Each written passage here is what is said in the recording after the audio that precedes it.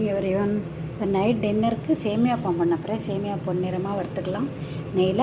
அப்புறம் கடுகு, உளுத்தம் பருப்பு, பச்சை மிளகாய், கருவேப்பிலை போட்டு வெங்காயம் போட்டு வதக்கிட்டு பட்டாணியும் வேக வச்சுட்டு போட போகிறேன். பண்ணலாம், பார்க்கலாம். சேமியாவை பொன்னிறமாக வறுத்தாச்சு.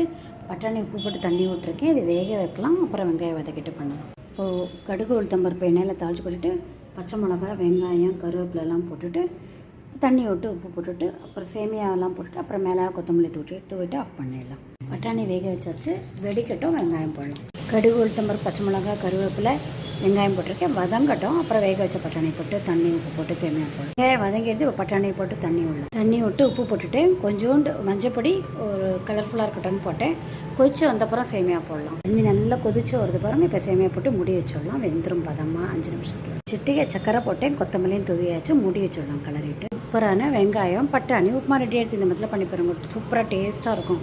கமெண்ட் பண்ணுங்க. சப்ஸ்கிரைப் பண்ணுங்க. இந்த சமயத்துலேயே ஆஃப் பண்ணிடலாம். பதமாக ரெடி ஆகிடும். சூப்பரான சேமியா உப்புமாவோட கத்தலா மத்தியானம் பண்ண தொகையிலோட சேர்த்து சாப்பிடலாம். ஆவி பறக்க இருக்கும் போதே சாப்பிட்டா ரொம்ப டேஸ்ட்டாக இருக்கும். இந்த மாதிரிலாம் பண்ணி பாருங்கள். கமெண்ட் பண்ணுங்கள். சப்ஸ்கிரைப் பண்ணுங்கள். தேங்க்யூ ஸோ மச் ஃபார் வாட்சிங்.